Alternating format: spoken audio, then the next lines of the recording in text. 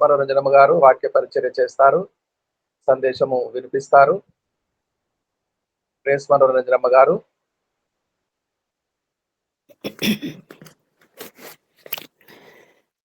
ప్రభు నామానికి వేలాది వేల స్తుతులు, స్తోత్రాలు.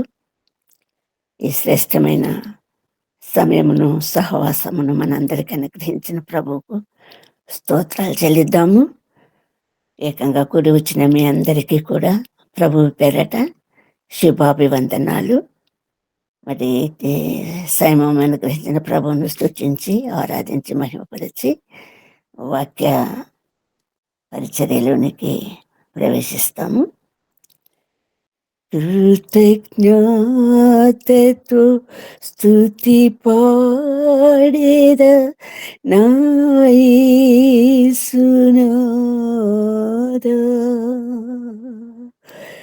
నాకై నీవు చేసిన మేలకై కోటి కోటి కృతజ్ఞతలు. కృతజ్ఞతతో స్తుతి పాడేద నా యేసునాథా,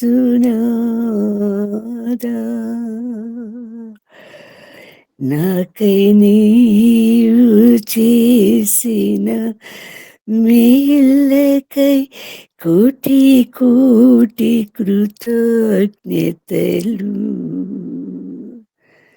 ప్రభువా, తరతరముల నుండి మాకు నివాస స్థలము నీవే, యుగ యుగములకు నీవే మా దేవుడవు.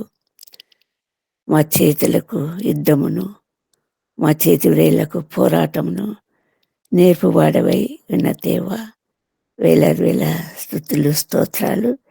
ఈ ఉదయకాల సమయమున మమ్మల్ని మీ పరిశుద్ధ హస్తాలకు అప్పగిస్తూ ఈ దినానికి చెందవలసిన సమస్త మహిమ, ఘనత, ప్రభావం మీకు చెందినట్లుగా మీ సన్నిధిని, మీ పాద పద్మముల చెంత చేరిన మమ్మల్ని అందరినీ జ్ఞాపకములో ఉంచుకొని నా తండ్రి, మరి మీ పరిపూర్ణమైన నింపుదల, నడుపుదల అనుగ్రహించి మమ్మల్ని సాక్షాత్తమై జీవించలాగున ఆత్మచేత బలపరచమని బ్రతిమాలుకుంటూ మమ్మల్ని అందరినీ మీ పరిశుద్ధ హస్తాలకు అప్పగిస్తూ ప్రభు అయిన యేసుక్రీస్తు పేరట ప్రార్థించి వేడుకుంటున్నాం తండ్రి.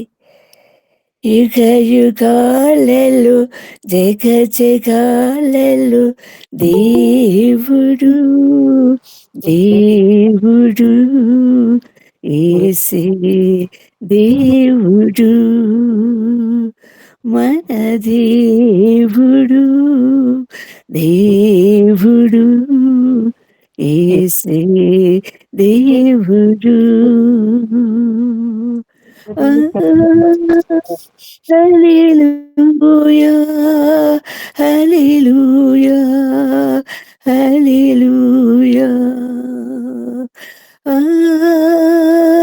హల్లెలూయా హల్లెలూయా హల్లెలూయా. ప్రభునామానికి మహిమ కలుగును గాక.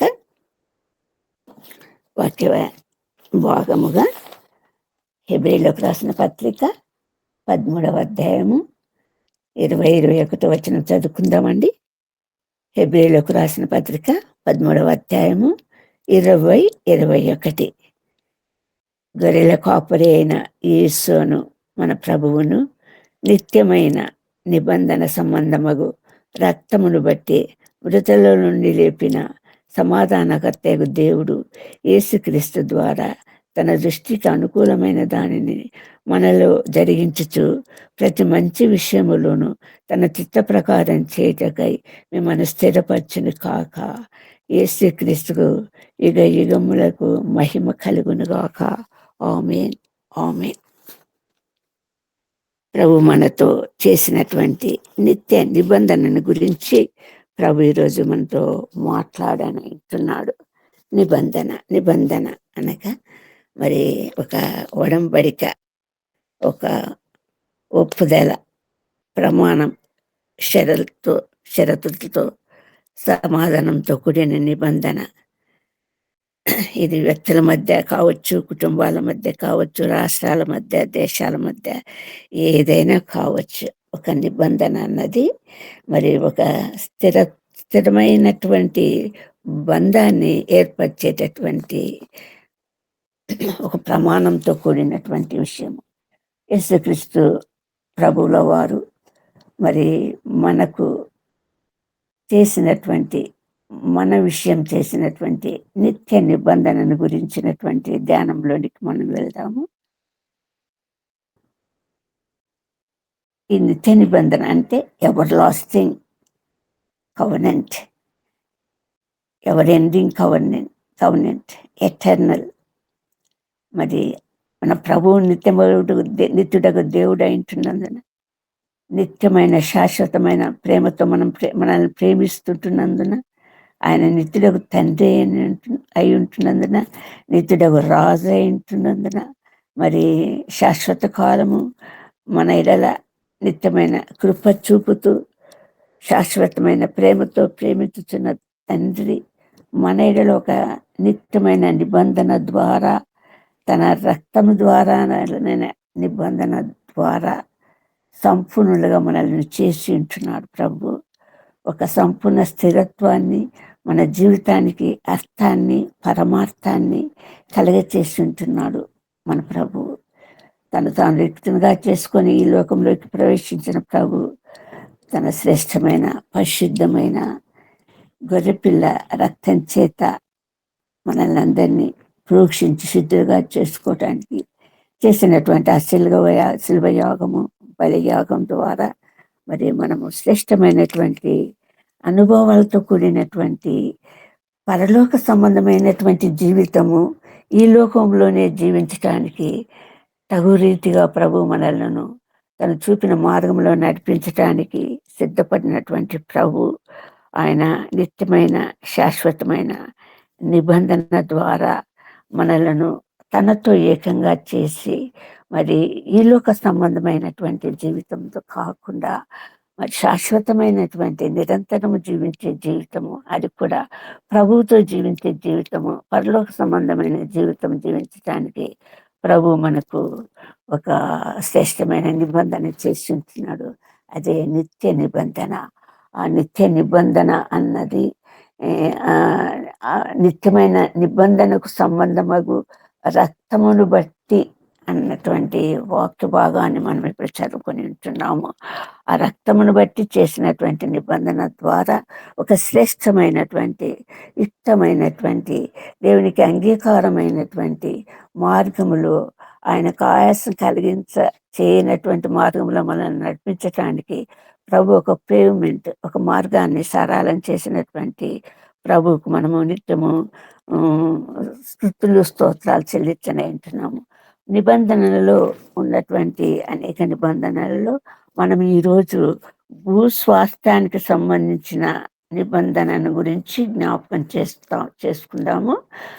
ఆ నిబంధన ద్వారా ప్రభువుల వారు మనకు పరలోక సంబంధమైనటువంటి స్వాస్థ్యాన్ని అనుగ్రహించటానికి ఒక నేల నుండి ఆకాశానికి, భూలోకం నుండి పరలోకానికి వేసినటువంటి నిచ్చెనను పోలినటువంటి ఒక సాదృశ్యము, ఒక దర్శనంతో కూడినటువంటి జీవితాన్ని మనకు అనుగ్రహించి ఉంటున్నాడు ప్రభు. గర్భంలోనే యాకోబుని ఏర్పరచుకున్నటువంటి ప్రభువు మరి యాకోబు ద్వారా ఒక వాగ్దత్త దేశమును, వాగ్దత్త జనాంగాన్ని ఏర్పరచుకోవటానికి ఒక ప్రణాళికను ఏర్పరచుకున్నటువంటి ప్రభు. ఆ ప్రణాళిక ద్వారానే ప్రపంచాన్ని అంతా నిర్మించి ముందుకు నడిపిస్తుంటున్నటువంటి ప్రభుకు ఎల్లప్పుడూ మరి కృతజ్ఞులమై ఉంటున్నాము. యాకోబుని గర్భంలో ఏర్పరచుకున్నటువంటి ప్రభువు ఏకాకిని చేసి మరి భూమి నుండి ఆకాశానికి వేయబడిన నిచ్చెన దర్శనం ద్వారా పరలోక రాజ్యం అనుభవంలోనికి నడిపిస్తూ అది నెరవేరటానికి క్రీస్తుగా భూతలంలోకి మరి దాసుని స్వరూపం ధరించుకొని శరీరాకారము, శరీరధారియే మన మధ్యకు వచ్చినటువంటి ప్రభు. అంతేకాకుండా మరి ఈ భూతలం పైన మరణ పునరుత్థానాలకు సంబంధించినటువంటి అనుభవం ద్వారా వెళుతూ శిలువ మరణం ద్వారా వెళ్ళినటువంటి ప్రభు లోకానికి అంతటికీ పరిశుద్ధులుగా చేయుటకు హిమం కంటే తెల్లగా కడగటానికి గొర్రెబొచ్చు వంటి తెల్లటి పరిశుద్ధతతో కూడినటువంటి జీవితం అనుగ్రహించటానికి రక్తం వలనైన క్రొత్త నిబంధనను మనకు అనుగ్రహించుంటున్నాడు. అదే నిత్య నిబంధన అంటున్నది. మరి మరణానికి ముందు యేసుక్రీస్తు ప్రభువు వారు తను ఏర్పరచుకున్న వారి నిమిత్తము చేసినటువంటి ప్రార్థన యోహాను సువార్త 17వ అధ్యాయము 16 నుండి మనం చూసినట్లయితే ప్రభు యొక్క సంకల్పం ఏంటో మనకు అర్థమవుతా ఉంది. మనల్ని ఎందుకు ఈ లోకంలోకి వచ్చినటువంటి ప్రభు మనల్ని ఏర్పరచుకున్న విధానము అది శాశ్వతమైంది, స్థిరమైంది, మరి పరిపూర్ణమైంది, పటిష్టమైంది, నిత్యము దేవునితో జీవితం పంచుకునేటటువంటి ఒక పరిపూర్ణమైనటువంటి శాశ్వతమైనటువంటి జీవితం అనుగ్రహించడానికి ప్రభువు ఏర్పరచుకున్నటువంటి మార్గము ఆఖరి దినములలో 17వ అధ్యాయంలో చేసినటువంటి ప్రార్థన అన్నది మరి ఆ ప్రార్థన ఒక్కటి చాలు. ఆయన యొక్క ప్రణాళిక ఏంటంటే మన జీవితాలలో ఆయన రాజ్యములో మరి ఆయనతో ఉండాలని, ఆయనతో జీవించాలని, ఆయనతో సంతోషించాలని, ఆనందించాలని, నిత్యము ఆ పరలోక వైభోగాన్ని అనుభవించాలని ప్రభు నిశ్చయించుంటున్నాడు. దీనికి ఏర్పరచుకున్నటువంటి మార్గము మనందరికీ తెలిసినటువంటి మార్గమే. మనం హెబ్రీయులకు రాసిన పత్రిక 10వ అధ్యాయము 19వ వచనం నుండి చూస్తే అక్కడ రాయబడినటువంటి విషయము సూక్ష్మంగా ముందుకెళ్తే శరీరం అనే తెర ద్వారా ప్రభు మరి ఆ తెర చీల్చబడటం ద్వారా, విరిగిపోవటం ద్వారా, చిరిగిపోవటం ద్వారా రక్తం వలనైనా నిత్య నిబంధనను పరలోక రాజ్యంలో ప్రవేశించడానికి ప్రభు అనుగ్రహించినటువంటి ఆ పరిపూర్ణమైనటువంటి మార్గము మనకు తెలియచేయబడతా ఉంది. హెబ్రీయులకు రాసిన పత్రిక 10వ అధ్యాయము 19వ వచనం నుండి ఒకసారి చదువుకుందామండి. హెబ్రీయులకు రాసిన పత్రిక 10వ అధ్యాయము 19వ వచనం నుండి చదవండి ఎవరైనా. సహోదరులారా, యేసు మన కొరకు ప్రతిష్ఠించిన మార్గమున అనగా నూతనమైనదియు జీవము గలదియు ఆయన శరీరము అనే తెర ద్వారా ఏర్పరచబడినది అయిన మార్గమున ఆయన రక్తము వలన పరిశుద్ధ స్థలమునందు ప్రవేశించుటకు మనకు ధైర్యము కలిగి ఉన్నది. కనుకను దేవుని ఇంటిపైన మనకు గొప్ప యాజకుడున్నాడు.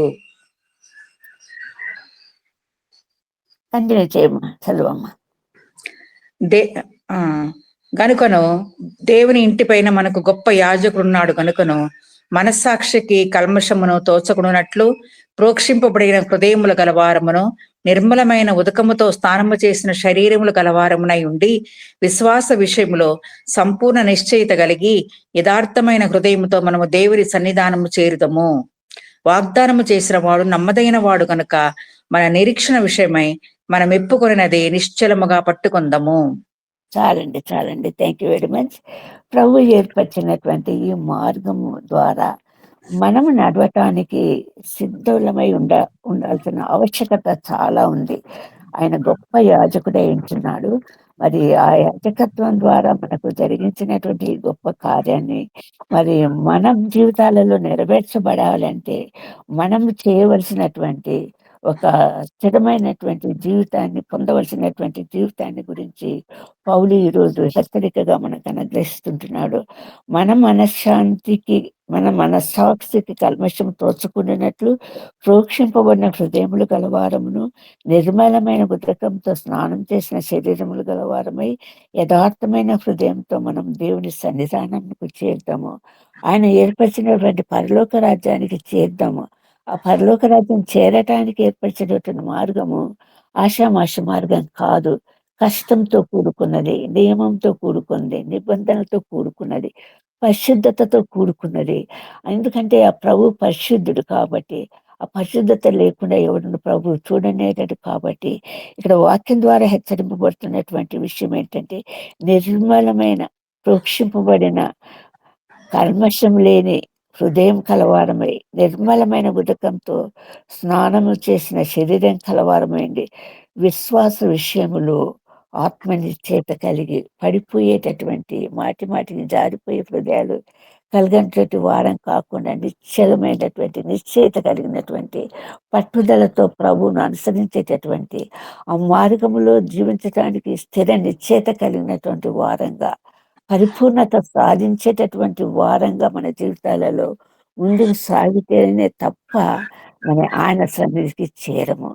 ఆయన సన్నిధికి చేరి ఆయన సన్నిధిలో ఉండి ఆ ఆధిక్యత, ఆయన అనుగ్రహించేటటువంటి ఆ గొప్ప గొప్ప బహుమానాలన్నీ కూడా ప్రకటన గ్రంథంలో వివరించినట్లు పొందాలి అంటే మరి చాలా పటిష్టమైనటువంటి, పరిపూర్ణమైనటువంటి, సంపూర్ణత కలిగినటువంటి జీవితాలలో మనకు ముందుకు సాగాల్సినటువంటి అవసరము ఎంతైనా ఉంది. అటువంటి జీవితాలతో తప్ప మనము ఆయన చేసిన నిత్య నిబంధన, రక్తం ద్వారా చేసినటువంటి ఆ నిత్య నిబంధన, ఆ ప్రోత్సహింపబడిన రక్తం ద్వారా నడినెత్తి నుండి అరికాలు వరకు శుద్ధి చేయబడినటువంటి వారంగా మాత్రమే మనం ఆయన సన్నిధికి చేరగలుగుతాము. అపవిత్రులకు, అపరిశుద్ధులకు దేవునితో సహవాసము, సన్నిధి, సహాయము, సంపూర్ణత మరి దొరకటము చాలా కష్టమైనటువంటి పని. మనం ఎంత ఆయనకు దగ్గరగా, అంత ఆయనకు సమీపంగా జీవించగలిగితే అంత గొప్ప ఆధిక్యత ప్రభు మనకివ్వడానికి చాలా సంసిద్ధత కలిగినటువంటి ప్రభుగా మన మధ్య ఉంటున్నాడు. ఆయన పొందిన శ్రమ, ఆయన పొందిన బాధ, ఆయన పొందిన గాయములు మరి మనకు స్వస్థత కలగచేయచ్చులేదా. ఆయన పొందిన గాయముల చేత మనము సంపూర్ణమైనటువంటి పాప విషయమైనటువంటి స్వస్థత. మరి ప్రభువు పాత నిబంధన కాలంలో, పాత నిబంధనలు మరి బలులు అర్పించుట చేత అవి ఎంత మాత్రమును కూడా మరి ఆ పాప పరిహారాన్ని జరిపించలేనటువంటి పరిస్థితి. అందు నిమిత్తము సజీవమైనటువంటి యాగంగా తను తాను శరీరాన్ని అనుభూతి చేసుకున్న ప్రభు, నైవేద్యంగా అర్పించుకున్నటువంటి ప్రభు, తద్వారా మనకు చేయబడినటువంటి రక్షణను సంపూర్ణంగా అనుభవించగలిగినటువంటి స్థితిలోనికి మనం రావటానికి ఇది కత్తి మీద సాము లాంటిది. ఆ కత్తి మీద సాము అన్నది ఎంత ప్రయాసకరమైన విషయమో మనకు తెలుసు. ఏమాత్రం అజాగ్రత్తగా ఉన్నా మన జీవితాలను ఛేదించేది, భిన్నంగా చేసేది, మరి ఒక అస్థిరత్వం ఏర్పరిచేటటువంటి జీవితంలోనికి మనము ఈడబడతాము, లాగబడతాము. మరి అందుకు సంసిద్ధంగా ఎల్లప్పుడూ శోధన చేత ఈడవబడటానికి సాతానుడు ఎల్లప్పుడూ సిద్ధంగా ఉంటుండగా ఆ కత్తి మీద సాము లాంటి ఈ జీవితంలో, ఈ భూలోకంలో ఈ జీవితంలోనే మనము సంపూర్ణత సాధించడానికి ఎంతో ఆవశ్యకతను ఏర్పరిచాడు. ఆశ్చర్యకరమైన మార్గాన్ని ఏర్పరిచాడు. ఎందుకంటే ఆయన నిత్యుడగు దేవుడు, పరిపూర్ణుడగు దేవుడు, పరిపూర్ణంగా ప్రేమించేటటువంటి దేవుడు, నిత్యుడగు తండ్రి, నిత్యుడగు రాజు, మరి నిత్యుడగు విమోచకుడు, నిత్యమైన శాశ్వతమైన ప్రేమతో ప్రేమించేటటువంటి ప్రభు, జనమెంలా చేతులు చాపుతూ పిలుస్తున్నటువంటి ప్రభు మనకుంటుండగా ఆ పిలుపును నిర్లక్ష్యం చేసినటువంటి వారంగా మన జీవితాలలో ముందుకు సాగినప్పుడు మనము కోల్పోయే జీవితము చాలా గొప్పగా ఉంటున్నది. చాలా విలువైనది కోల్పోతాము. చాలా విలువైనటువంటి శ్రేష్టమైనటువంటి ఆయన సన్నిధానము కోల్పోతాము. ఆయన రాజ్యాన్ని కోల్పోతాము. మరి ఇక్కడ శ్రేష్టమైనటువంటి ఆ సన్నిధి అనుభవించటానికి ప్రభు మన ముందుంచబడినటువంటి ఒక 3 మార్గాలను గురించి మాత్రము చూస్తాం ఈరోజు. లూకా సువార్త 15వ అధ్యాయము, లూకా సువార్త 15వ అధ్యాయము.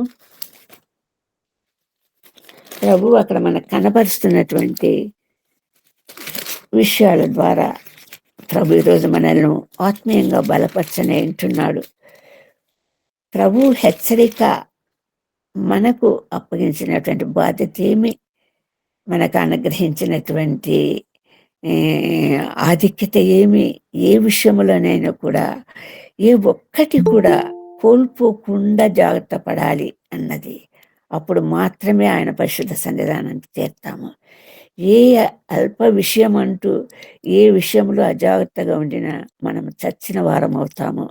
మన ప్రవర్తన అంతట్లో ఆయన అధికారానికి ఒప్పుకొని ఆయన ఎలాగ సంపూర్ణత అన్నది ఎలాగ మనకు చూపించాడో, సిలువలో మరణం పొందినప్పుడు ఆఖరణ ప్రభువుకు అప్పగించేటటువంటి తన ప్రాణంను అప్పగిస్తూ, తన ఆత్మను అప్పగిస్తూ, నీవు నాకు అప్పగించిన దాన్ని నేను సంపూర్ణంగా నెరవేర్చి తిని, ఆ పరిపూర్ణమైనటువంటి విశ్వాసము, ఆ పరిపూర్ణమైనటువంటి అనుభవము మన జీవితాలలో కావాలని ప్రభువు కోరుకుంటున్నటువంటి విషయంగా మనం ఇక్కడ చూస్తుంటున్నాము.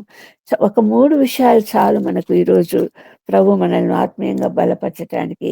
15వ లూకా సువార్త 15వ అధ్యాయం చూస్తే అక్కడ జరుగుతున్నటువంటి విషయము, ప్రభు ఎదుర్కొంటున్నటువంటి విషయము, ఆక్షేపించబడుతున్నటువంటి విషయము, అందరి దగ్గర ఉన్నటువంటి నిదర్శన ఏంటంటే మళ్ళీ ప్రభు పాపులతో కూడా ఉంటున్నాడని, సుంకలతో పాపులతో ఉంటున్నాడని, వారితో భోజనం చేస్తున్నాడని, వారికి ఆత్మీయ సంబంధమైన భోజనం అనుగ్రహిస్తుంటున్నాడని, ఈ లోక సంబంధమైన భోజనం అనుగ్రహిస్తుంటున్నాడని, వాటితో భోజనం చేయటమే ఒక పెద్ద నేరం అన్నట్టుగా మరి సనుక్కున్నట్టు ఈ 15వ అధ్యాయం 2వ వచనంలో చూస్తుంటున్నాము. దేవుడు ఇతడు పాపులను చేర్చుకొని వారితో కూడా భోజనం చేస్తున్నాడని చాలా సనుగుకొనిది. మనం ఎదుర్కొంటున్నటువంటి ఈ సనుగులు గొనుగులు కూడా ఇదే రకమైనటువంటి విషయము. క్రీస్తుకు సంబంధించినటువంటి మన జీవితాలలో మరి అనుక్షణము అనుదినము ఈ నిరసనలు, మన జీవితాల పట్ల ఇతరులు చూపిస్తున్న ఆక్షేపణలు మనం చూస్తుంటేనే ఉంటున్నాము.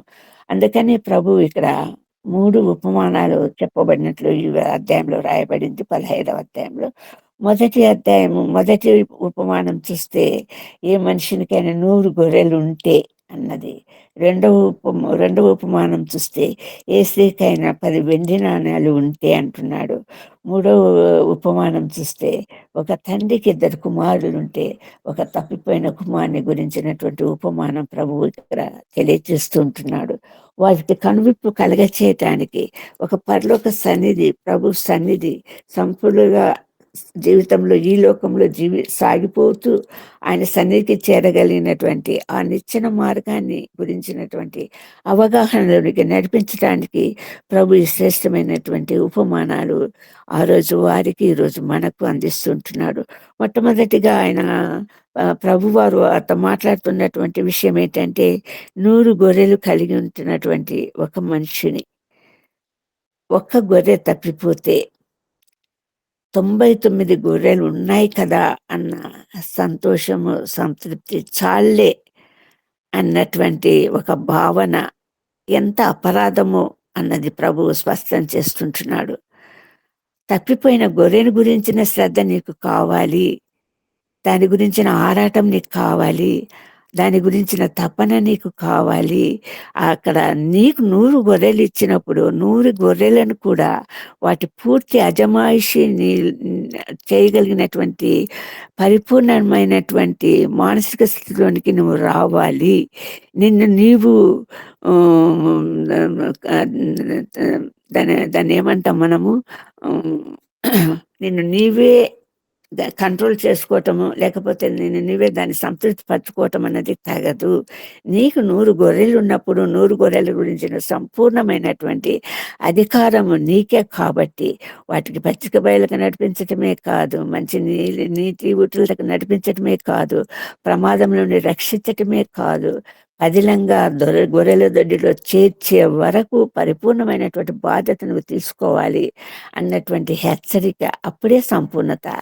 నీవు ఏ ఒక్క గొర్రెని గురించి నిర్లక్ష్యం అయితే కూడా ప్రభువు విషయంలో, ప్రభువు నీ విషయంలో మరి సంపూర్ణ నిశ్చయత కలిగినటువంటి విషయంలో ప్రభువు మరి ఆయాసపడే ఒక సందర్భం అయితే మనమే కల్పించినటువంటి వారం అవుతాము. ఆ ఒక్క గొర్రెను 99 గొర్రెలను అడవిలో విడిచిపెట్టి, ఎందుకంటే ప్రభువుకు ఆ కాపరికి లేకపోతే ఆ యజమానికి ఒక సంపూర్ణమైనటువంటి నిశ్చయిత విశ్వాసం ఉంది. ఆ గొర్రెలు విడిచిపెట్టినా కూడా తిరిగి మరి ఒకవేళ తన యజమాని తనతో లేకున్నా కూడా తిరిగి మరి వారి గొర్రెల దొడ్డికి చేరగలిగేటువంటి సంపూర్ణమైనటువంటి ఆ నడుపుదల కింద ఉన్నాయి అన్నటువంటి నిశ్చయత. అందుకోసమని వాటిని విడిచిపెట్టి, అడవిలోనే విడిచిపెట్టి, తప్పిపోయినటువంటి ఆ గొర్రె నిమిత్తం వెదకి రక్షించటానికి ఆ కాపరి సిద్ధపడాలి. ఒక స్థిరమైన నిశ్చయత కలిగినటువంటి వాడై దాన్ని వెదకి రక్షించాలి. ఆ 100 గొర్రెల బాధ్యత సంపూర్ణంగా తీసుకోవాలి. ఆ భద్రత, ఆ అజాగ్రత్త, ఆ నిర్లక్ష్యము దేవుని విషయంలో ఎప్పుడు కూడా పనికిరాదు. ఆఖరు సమయంలో ప్రభు ఆరోహణమయ్యే సమయంలో పేతురును అప్పగించినటువంటి విషయంలో నా గొర్రెలను కాయము, నా గొర్రెలను మేపుము. తన గొర్రెలను గురించిన జాగ్రత్త 3 సార్లు ప్రభు హెచ్చరించినట్లుగా మనం చూస్తుంటున్నాము. ఈరోజు ఆ గొర్రెల లాంటి బాధ్యతలు మన జీవితంలో ఏమేమి అప్పగించాడో ప్రభు, మనము ప్రభువుతో ఉన్నటువంటి వారమైతే ఆ అప్పగించినటువంటి బాధ్యతలను గురించి సంపూర్ణమైనటువంటి ఒక సంతృప్తి కలిగి ముందుకు సాగాల్సినటువంటి అవసరం ఎంతో ఉంది. ఎప్పుడైతే నిర్లక్ష్యం కలిగి ఉంటామో అప్పుడు సంతృప్తి మనకు దొరకదు. ఆ అభావత, ఆ భద్రత మనల్ని పీడిస్తూ ఉంటుంది, వేధిస్తుంటుంది, మన మనసాక్షిని హెచ్చరిస్తూ ఉంటుంది, గద్దిస్తూ ఉంటుంది. ఇది నేను చేయలేకపోయానేమో, ఇది నేను చేయలేకపోయానేమో. ఈ తప్పిపోయినటువంటి ఈ గొర్రె విషయంలో ఈ జాగ్రత్త నేను పడలేకపోయానేమో, అది తప్పిపోయిందే, తప్పకుండా దాన్ని వెతికి నేను రక్షించాలి అన్నటువంటి ఒక స్థిరమైనటువంటి, దృఢమైనటువంటి నిశ్చయిత కలిగినటువంటి వారిగా మన జీవితాలలో ముందుకు సాగాలన్నది ప్రభు యొక్క ఇష్టమైంటున్నది. అంతేకాకుండా ఇక్కడ యేసుకైనా 10 వెండి నాణ్యాలు, ఒక వెండి నాణ్యం పోగొట్టుకుంది, 9 ఉన్నాయి ఆమెకు, 9 ఉన్నాయిలే అని మరి సంతోషపడటానికి కానీ, నిర్లక్ష్యపడటానికి కానీ, అజాగ్రత్తగా ఉండటానికి కానీ వీలు లేదు అన్న హెచ్చరిక ప్రభు ఇస్తుంటున్నాడు. ఒక సంపూర్ణమైనటువంటి జీవితం నీకు ఖచ్చితంగా అవసరము, నీకు ఇచ్చాడు ప్రభు, ఆశీర్వదించాడు. 10 వెండి నాణ్యాలే, బంగారు కంటే విలువైన ఈ వెండి నాణ్యం, దాని కాస్ట్ కూడా బంగారు కంటే హెచ్చైనటువంటి కాస్ట్ దానికి ఉంది. అటువంటి వెండి నాణ్యాలను ఒక్కదాన్ని పోగొట్టుకుంటే దాన్ని ఒకటి పోతే పోయిందిలే, 9 నా దగ్గర ఉన్నాయన్నటువంటి ఒక ఒక ఒక భావన నీలో కలిగా చేసుకొని నిర్లక్ష్యం వహిస్తే కోల్పోయేది చాలా ఉందని ప్రభు హెచ్చరిస్తుంటున్నాడు మనల్ని. ఆ కోల్పోయినటువంటి ఆ వెండి నాణ్యం కోసము ఆమె ఏం చేసింది అంటే, ఒక మార్గము, ఏ మార్గంలో పోతే తనకు ఆ వెండి నాణ్యం దొరుకుతుందో ఆ మార్గంలోనే వెళ్ళింది ఆ స్త్రీ. మరి ఏ సోఫా కిందకే పోయి పడిందో, ఏ బీరువా కింద ఉందో, ఏ ఫ్రిడ్జ్ కింద ఉందో తనకు తెలియదు. కానీ ఆ వెండి నాణ్యం కావాలి తనకు. అప్పగొట్టుకున్న నాణ్యం తను తెచ్చుకోవాలి, పొందాలి తిరిగి. పోయింది తన ఇంట్లోనే, తన గదిలోనే, ఖచ్చితంగా తెలుసు. తెలిసిన దాని విషయం అంత నిర్లక్ష్యంగా ఉండటము తగదు అన్నటువంటి ఆత్మ హెచ్చరిక ద్వారా ఆమె ఏం చేసిందని ఇక్కడ రాయబడిందంటే, అది ఆమె దీపము వెలిగించి ఇల్లు ఊడ్చి అది దొరుకు వరకు జాగ్రత్తగా వెతుకుతుంది. దీపం వెలిగించి ఇల్లు ఊడ్చి, ఇంట్లో ఏ మూల, ఏ చెత్త, ఏ చెదారము, ఏ దుమ్ము, ఏది ఉందో అదంతా కూడా శుభ్రం చేసినాకనే, ఆ శుభ్రం చేసినాక తర్వాత ఆ దీపపు వెలుగులో చేయటము మనం ఇక్కడ గమనిస్తుంటున్నాము. ఎందుకంటే చీకటిలో ఉన్నది వెలుగులోనికి రప్పించబడినప్పుడే ఆ వస్తువు మనకు కనపడుతుంది. ఆ ఒక ఉపమానం మన జ్ఞాపకం చేసుకుందాము. ఒక హృదయం అనేటటువంటి ఇంటిని వదిలిపోయినటువంటి సైతానుడు మరి నీరు లేని చోటు వెతుకుతూ తిరుగుతున్నటువంటి సందర్భంలో ఆ సైతాను వదిలిపోయినటువంటి ఆ ఇల్లు ఊడ్చి అమర్చి ఉండుట చూచి మరి చెడ్డవైన మరి 7 దయ్యములను వెంటబెట్టుకొని రావటం అన్న వాక్య సందేశం మనకు తెలుసు. అంటే ఆ వెలుతురుతో లేదా దేవుని యొక్క సంపూర్ణమైనటువంటి ఆ దేవునితో ఆ ఇల్లు అనేటటువంటి ఆ 4 గదుల హృదయము నింపబడకపోతే పోగొట్టుకున్న నాణ్యం దొరకదు. అది మనకు లభించదు. కాబట్టి ఆ పరిశుద్ధత అన్నది ఆ సంపూర్ణమైనటువంటి వెలుపల మాత్రమే తోమి లోపలంతా జిగటతో కూడినటువంటి చెంబుల్లాంటి జీవితాలు మనకు వద్దు అంటున్నాడు ప్రభువు. అది లోపల వెలుపల సంపూర్ణంగా శుద్ధి చేయబడాలి. గది అంతా ఊడ్చింది, దీపపు వెలుగులో ఊడ్చింది. పోగొట్టుకున్నదేదో పొందగలిగింది. మన జీవితాలలో ఆ 10 వెండి నాణేలలో ఒక్క వెండి నాణెం పోగొట్టుకున్న ఆ స్త్రీ ఎంత తాపత్రయపడిందో, ఎంత ఆరాటపడిందో, ఏ దారిలో పోతే తనకు ఆ నాణెం దొరుకుతుందో అన్న ఆ విజ్ఞత కలిగినటువంటి స్త్రీగా, ఆ పరిశుద్ధాత్మ శక్తి కలిగినటువంటి స్త్రీగా తన జీవితంలో ముందుకు సాగి తను సాధించుకొని ఇతరులకు కూడా చూపి సంతోషించి నాతో కూడా సంతోషించండి అన్నటువంటి ఉపమానాన్ని ప్రభు మనకు అందచేస్తుంటున్నాడు. అంటే నీకు ఇచ్చినటువంటి విషయములలో, నీకు ఇచ్చినటువంటి తలాంతులలో ఏ విషయంలో కూడా నువ్వు నిర్లక్ష్యంగా ఉండటానికి మరి వీలు కాదు అన్నటువంటి దాని ఫలితమును ఖచ్చితంగా పొందుతావు అన్నటువంటి ప్రభు నీకు ఎన్నో తలాంతులు ఇచ్చాడు, ఎన్నో వరాలు ఇచ్చాడు. ఆ వరాలలో మరి ప్రభువును సంతోషపెట్టేటటువంటి జీవితంగా మనం ఒకసారి గలతీలకు రాసిన పత్రిక 5వ అధ్యాయము 19వ వచనం నుండి త్వరగా చదవండి అమ్మ, ఎవరైనా హెల్ప్ చేయండి. గలతీలకు రాసిన పత్రిక 5వ అధ్యాయము 19వ వచనము.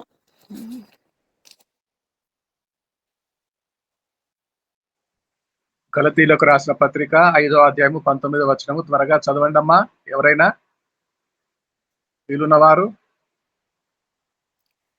శరీర కార్యములు స్పష్టమై ఉన్నవి. అవేవనగా జారత్వము, అపవిత్రత, కామకత్వము, విగ్రహారాధన, అభిచారము, ద్వేషము, కలహము, మత్సరములు, క్రోధములు, కక్షలు, భేదములు, విమృతలు, అసూయలు, మత్తతలు, అల్లరితో కూడిన ఆటపాటలు మొదలైనవి. ఇట్టి వాటిని చేయువారు, వీటిని గురించి నేను చెప్పిన ప్రకారం ఇట్టి వాటిని చేయువారు దేవుని రాజ్యమును స్వతంత్రించుకొననేరరు.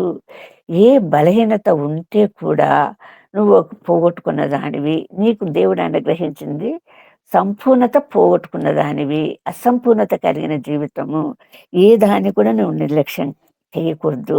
అప్పుడే నీకు ప్రభు కింద ఇస్తుంటున్నాడు, శ్రేష్టమైనటువంటి సందేశం ఇస్తుంటున్నాడు. స్వతంత్రించుకున్నారని మీతో స్పష్టంగా చెప్పుచు పౌలు ద్వారా ఇస్తున్నటువంటి సందేశము. అయితే ఆత్మఫలం ఏమనగా ప్రేమ, సంతోషము, సమాధానము, దీర్ఘశాంతము, దయాలత్వము, మంచితనము, విశ్వాసము, సాత్వికము, ఆశానిగ్రహము. ఇట్టి వాటికి విరోధమైన నియమం ఏదీ లేదు. క్రీస్తు యేసు సంబంధులు శరీరం దాని ఇచ్చలతోనూ దురాశలతోనూ సిలువ వేసి ఉన్నారు. శ్రేష్టమైనటువంటి సందేశము పౌలు ద్వారా అనుగ్రహిస్తున్నటువంటి సందేశం. ఎలా యేసుక్రీస్తు ప్రభు సిలువ వేయబడి ఉంటున్నాడో, మరి ఆ పాపపు విషయంలో ఏ ఒక్కదాన్ని కూడా నిర్లక్ష్యం చేయక సంపూర్ణంగా సిలువ వేసేటటువంటి ఆ ఆత్మీయ ఔన్నత్యంలోనికి నువ్వు ఎదగగలిగినప్పుడు మాత్రమే నువ్వు ఆ పరలోక రాజ్యాన్ని స్వతంత్రించుకోగలవు అన్నటువంటి వాస్తవాన్ని ఇక్కడ మనకు దేవుడు తెలియజేస్తుంటున్నాడు. 3వ సమయం లేదు కాబట్టి మనము కొంచెం పరిగెత్తవలసే వస్తూ ఉంది. 11వ వచనంలో చూస్తే 2 కుమారులను గురించి, తండ్రి ధనవంతుడు, సమస్తము ఉంది, పనివారు ఉన్నారు, సర్వ సమృద్ధి ఉంది. కానీ అతనికి ఉన్నటువంటి అన్నీ ఉన్నాయి అల్లున్నోట్లో శని అన్నట్లు. అన్ని మామకేమో పెద్ద స్వీట్ షాప్ ఉందట, కానీ అల్లునికేమో ఫుల్ షుగరు. అన్నీ ఉన్ని అల్లున్నోట్లో శని అన్నట్లుగా మరి ఇక్కడ ఆ కుమారునికి రెండవ కుమారుడు తప్పిపోయినటువంటి కుమారుని గురించి హెచ్చరిక ప్రభు వాక్యం ద్వారా మనకు అందచేస్తుంటున్నాడు. అంత సమృద్ధిని కోల్పోయి మరి అల్పమైనటువంటి వైభోగాల పైన చెప్పినటువంటి ఆ కామము, క్రోధము, ఈ కల్మషంతో కూడినటువంటి జీవితాన్ని ఆశించినటువంటి చిన్న కుమారుని మనం చూస్తుంటున్నాము. పొందిన అనుభవం మనం చూస్తుంటున్నాము. సమస్తము కూలిపోయిన స్థితి చూస్తుంటున్నాము. మరి కనువిప్పు కలిగిన స్థితి చూస్తుంటున్నాము. ఆఖరికి పందుల పొట్టుతో తన జీవితాన్ని, తన ఆకలిని తీర్చుకోవాల్సిన దుస్థితి అప్పుడు మాత్రమే ఆత్మీయ నేత్రాలు తెరుచుకోబడినటువంటి పరిస్థితి మనకు కనిపిస్తా ఉంది. అప్పుడు తను ఎంత తన తండ్రికి, పరలోకపు తండ్రికి, ఇహలోకపు తండ్రికి ఎంత ద్రోహం చేశాడు, ఎంత అవిధేయత చూపించాడు, ఏం కోల్పోయాడు, ఎంతో ఆధిక్యత కోల్పోయాడు. ఒక కుమారునిగా, ఒక ధనవంతుడైన తండ్రికి కుమారునిగా అనుభవించవలసిన అన్ని కలిగి ఉండి సమస్తము కోల్పోయిన స్థితిలో ఏకాకిగా, ఒంటరిగా, ఆకలితో అలమటించే స్థితిలోనికి నెట్టబడినటువంటి చిన్న కుమారుని మనం ఇక్కడ చూస్తుంటున్నాము. కాకపోతే పశ్చాత్తాపము, మారు మనస్సు, ఇక్కడ ప్రభు చెప్పదగిన మారు మనసు పొందు ఒక్క పాపి విషయమై ప్రభు పొందే పరలోక రాజ్యంలో కలిగే ఆనందాన్ని గురించి ఉపమానాలు ప్రభు చెప్తుంటున్నాడు. యేసుక్రీస్తు ప్రభు ఒక్క పాపి విషయమే, మారు మనసు పొందు ఒక్క పాపి విషయమే. 100 గొర్రెలు ఉంటే ఒక గొర్రె తప్పిపోయినా కూడా, 10 వెండి నాణ్యాలుంటే ఒక నాణ్యం తప్పిపోతే కూడా, 2 కుమారులుంటే ఒక కుమారుడు తప్పిపోతే కూడా మరి వారు తిరిగి మారు మనసు పొందినటువంటి వారై చేర్చబడితేనే మరి ఆ పరలోక రాజ్యం అన్నదానికి ఒక సంపూర్ణమైనటువంటి ఆధిక్యత, అర్థం ఉంది.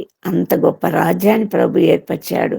భూతలం ఎంత స్వర్గమయంగా చేశాడో, టూరిస్ట్ సెంటర్స్ అని ఎంతమంది ఆ సంతోషాన్ని, ఆనందాన్ని అనుభవించటానికి ఎంతో విస్తారంగా డబ్బు ఖర్చు పెట్టుకోవటానికి సిద్ధపడిపోతూ ఉంటారు.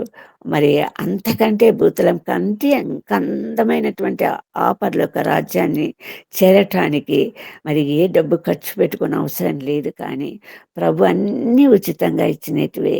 ఆ ఉచితంగా ఇచ్చిన ప్రతి తలాంతు కూడా ప్రభువు నిమిత్తము మనము ముందుకు, ప్రభువు నిమిత్తము వాడగలిగినటువంటి వారుగా ముందుకు సాగవలసినటువంటి వారంగా ఉండవలసినటువంటి హెచ్చరిక మనకు అందుతా ఉంది.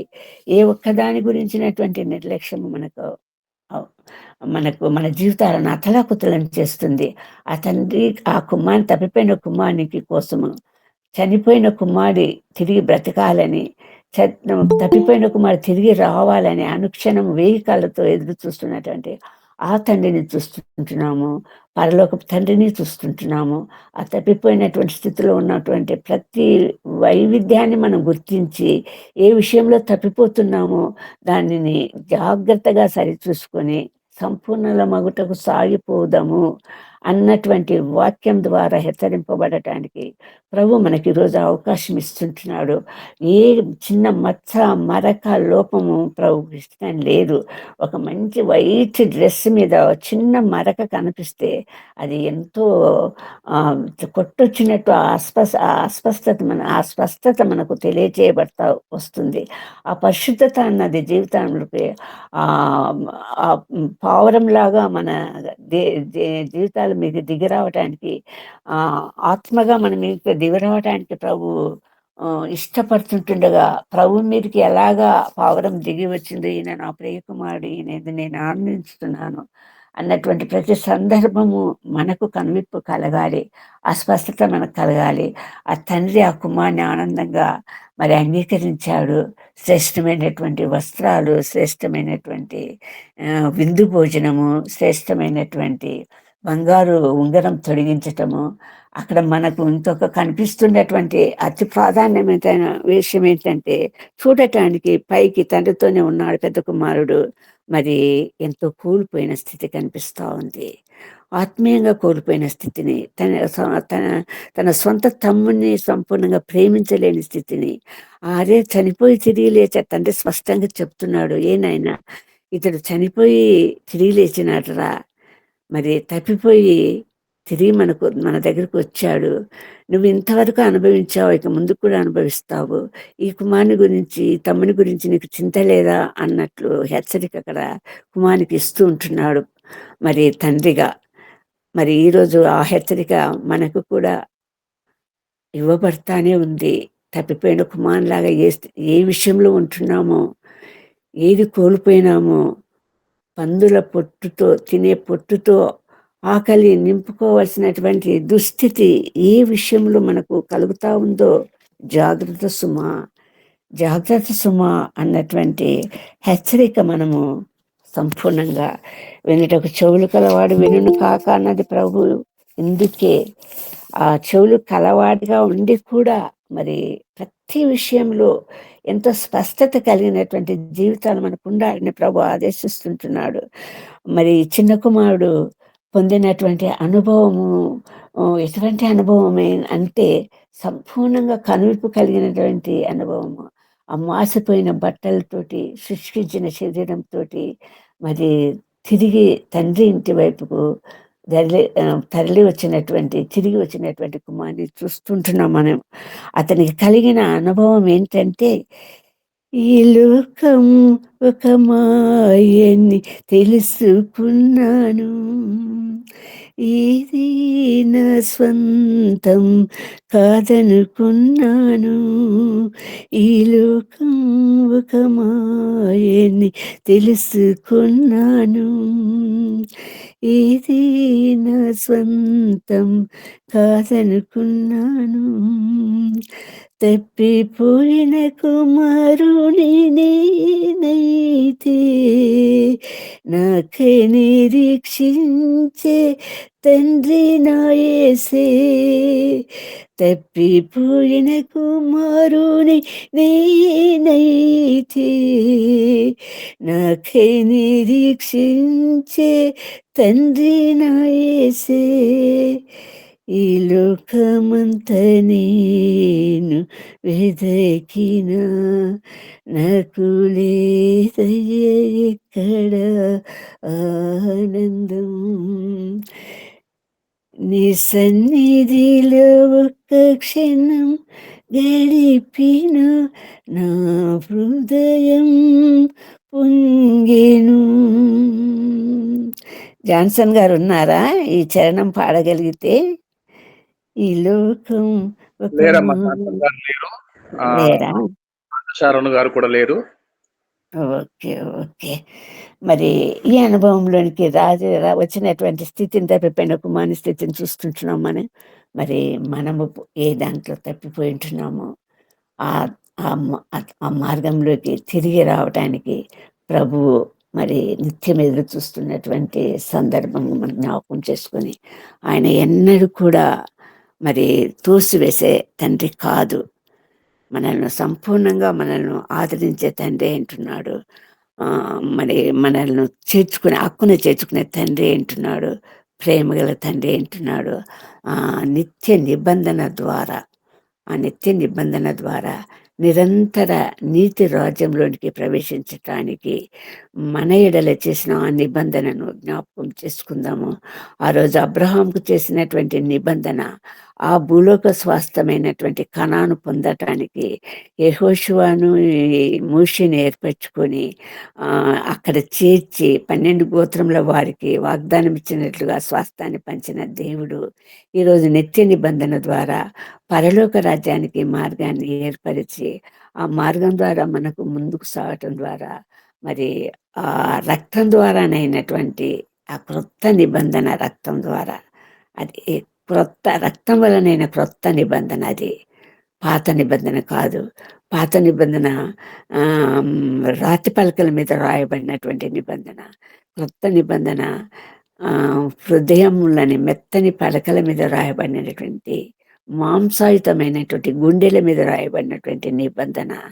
ఇది శరీరానికి సంబంధించింది కాదు, ఆత్మకు సంబంధించినటువంటి ఈ నిబంధనకు లోనైనటువంటి వారంగా ఆ చిందించినటువంటి ఆ రక్త ద్వారాలకు మరి ఎంత పవిత్రత ఉందో, ఎంత శ్రేష్టత ఉందో, అందులో ఇమిడి ఉన్నటువంటి ఎంత త్యాగం ఉందో, ఎంత ప్రేమ ఉందో గుర్తించుకున్నటువంటి వారుగా మన జీవితాలలో ముందుకు సాగాలన్నది ప్రభు యొక్క ఇచ్చే ఉంటుండగా, మరి ప్రభు అందించినటువంటి మార్గంలో ముందుకు సాగటానికి మనందరి చాలింత కృప ప్రభు చూపగలడని విశ్వాసంతో ప్రభుకు మనల్ని అందరినీ అప్పగించుకుంటూ ప్రభు ఒక గొప్ప ఈ కొద్ది వాక్యంని దీవించి ఆశీర్వదించను కాక.